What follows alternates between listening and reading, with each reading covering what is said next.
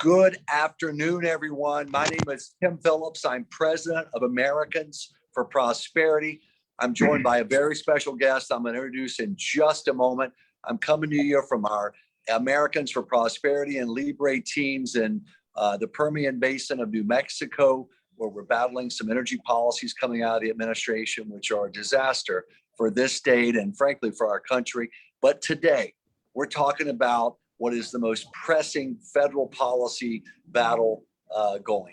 And that's this $1.9 trillion spending boondoggle. There's no other word for it. From President Biden and from Speaker Pelosi, it got through the House just this past Friday night. Thankfully in the House, and good for them. Every Republican voted no. Good for that caucus in doing that. Also, 2 Democrats stood up courageously in the House and voted no, against this bill. So, and good for them. And we respect that and thank them for doing the right thing for the country. With us today is literally one of the leaders in the United States Senate. It's amazing he's in a first term because he's become a national leader on this issue and so many others. And that is our friend, Senator Rick Scott from the great state of Florida. Senator, thank you for joining us during a crucial time for our country. Well, first off, Tim, don't you feel sorry for all those families that are getting hurt by Biden's energy policy? I mean, his energy policy basically kill jobs, make us energy dependent on the rest of the world. I mean, it just makes no sense. No sense what he's doing. It does. It's heartbreaking to see. We're in a restaurant that's been closed down because this area, which is one of the great energy fields in the entire world, Senator, is literally being devastated for ideological reasons by federal mandates without even an act of Congress. But that's another issue for another day. But boy, it's devastating for the men and women and children here in this state, a great state of New Mexico. Senator, we know it passed the House, this Biden $1.9 trillion boondoggle. Give us a sense, if you will, of the calendar, what we can expect in these next couple of days, and where you believe it stands, both within your caucus, but also within the Senate writ large. So Chuck Schumer filed their bill today. So Ron Johnson's leading the effort to make sure, he's a senator from Wisconsin, he's leading the effort to make sure they read the bill on the Senate floor. I filed a bill last week that requires, everybody to read the bill before you vote on it. So you remember, it's a reasonable thing, by the way. I mean, it seems like a reasonable thing to us. I know. Remember back in, I guess it was December, we voted on that omnibus bill. I think it was 6,000 pages. And I think we had, 2 or 3 hours to read it. And that would have taken days to read if you actually read it. So, but anyway, and this one, what they're doing is they're just trying to bankrupt the country. Republicans want to help people that need help. We want targeted relief. We want to help people who've lost their jobs. We want to help make sure our small businesses can prosper, make sure everybody can get their vaccine, make sure everybody can get a test. That's what we want to do, not the Democrats. All right, they have $350 billion to just give to states and local government. Now, put this in perspective. We've already given first off, we've already allocated last year $4.5 trillion for COVID, $4.5 trillion. We think there's at least $1 trillion that has not been spent yet. Now, the Biden administration won't tell us any of that.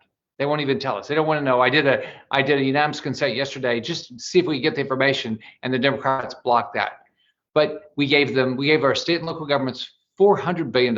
Their annual revenue for our states is only $1 trillion a year. All right. And we already gave them $400 billion, but they want to give them another $350 billion, even though the New York Times has acknowledged that the state revenues are not down. Nearly half the state's revenues are actually up. California, as an example, right? Their revenues are up $19 billion. They're going to put $22 billion away.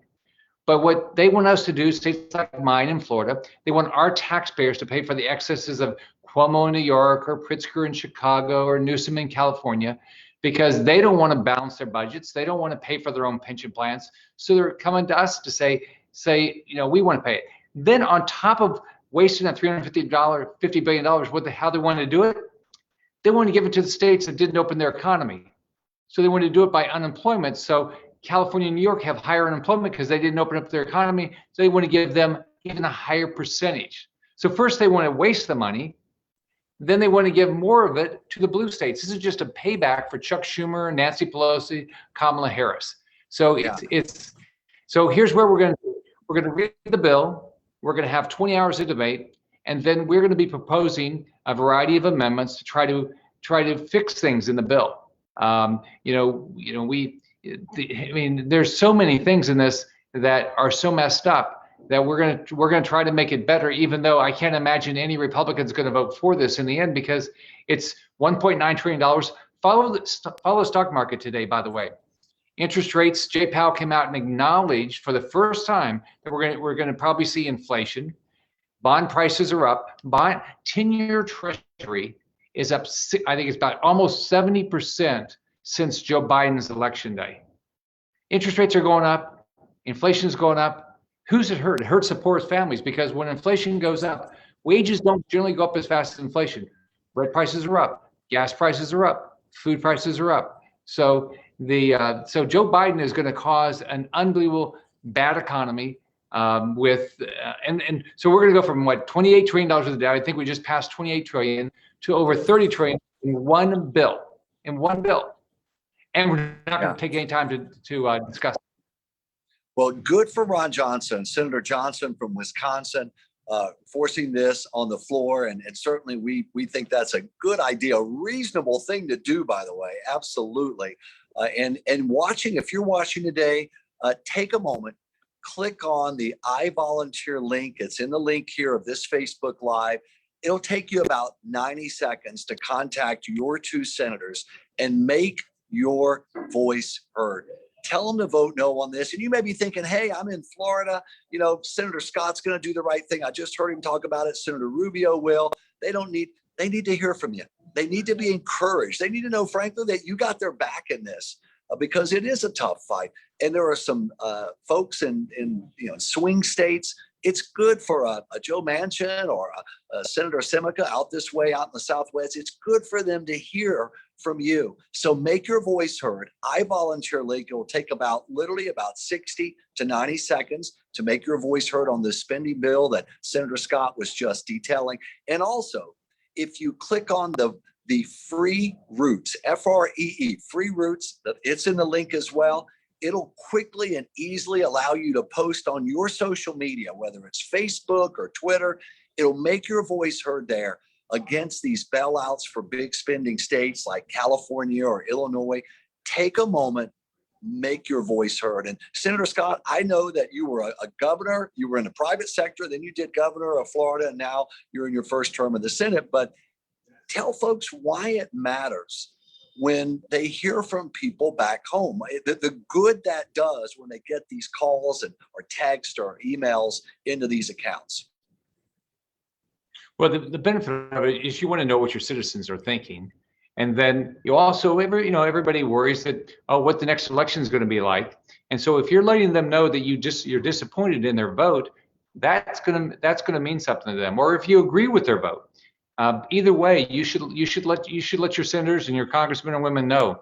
But I can just tell you that Republican senators all across this country are going to fight, because we know this. We're going to fight for the American family. We want Americans to get a good job. We want their children to get a good education, and we want them to live in safe communities.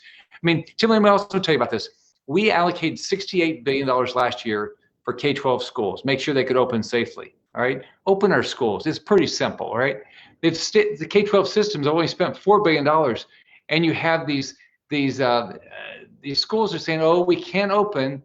They said, "We got to listen to the science." Well, the science says they should open. And it's safe.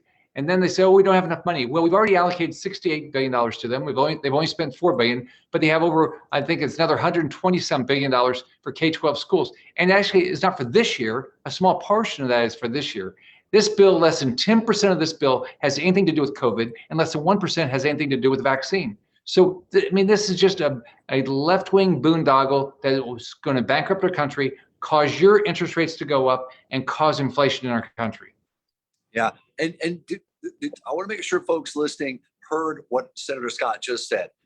About 9% of this total of 1.9 trillion actually goes toward this pandemic. And what was that percentage? Less than 1% toward vaccinations, Senator Scott, is that right? Yeah. Yeah. Yeah. And a lot of the spending is not, we talk about this should be temporary and targeted toward this pandemic because it's, after all, called a COVID relief bill. But a lot of the spending in this bill doesn't even happen until 2022, 2023 and beyond. They're backloading it just for their ideological wish list. And I think that, Senator, is across the board for a lot of their programs. Is that right? Oh yeah. This is just how do the Democrats take care of Chuck Schumer's New York, Nancy Pelosi's California? And that's what this is. And so it's not good for you as a taxpayer. It's not good for you as an American citizen. It's going to clearly bankrupt our country. We can't, this is the first time, finally. I've been talking to Jay Powell since I've been up there. He's finally acknowledged, inflation's happening. And so when that happens, just remember, the poorest families will have a more difficult time putting food on the table. Yeah. And that's the point. I know, being out here in New Mexico today, the result of these policies is pain on those at the margins. That's who it really hurts. It hurts senior citizens on fixed incomes. It hurts that single mom who is going to have to suffer and deal with this inflation that we do think is coming because of all this government spending that's just through the roof. So folks at home watching or wherever you are, take a moment, make your voice heard right now. Senator, before we wrap up, two things. One, give us a sense of the time frame on this, how much longer before we think the vote is. And then two, if you would, these are challenging times. We know it. These are tough times, not just the pandemic, not just the economy, but a lot of these policies that are hurting so many Americans. But I know, I've talked to you, you're an optimistic guy. I can see it and tell it. Give us a sense of why, despite these challenges, you're still optimistic about our nation's future. But first, give us a quick sense of these next few days before this vote. So we'll start voting on the amendments probably sometime in the morning, and we'll be voting for those. We could be voting for those for 12 hours, for 2 or 3 days. We're not sure.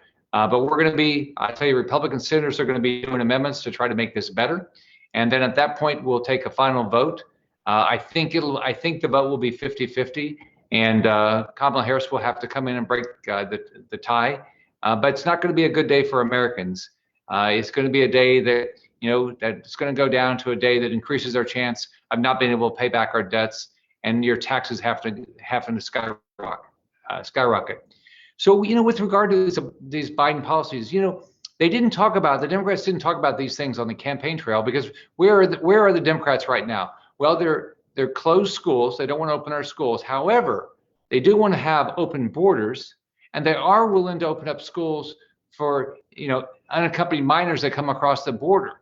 They're doing that in Cruces Springs, Texas right now.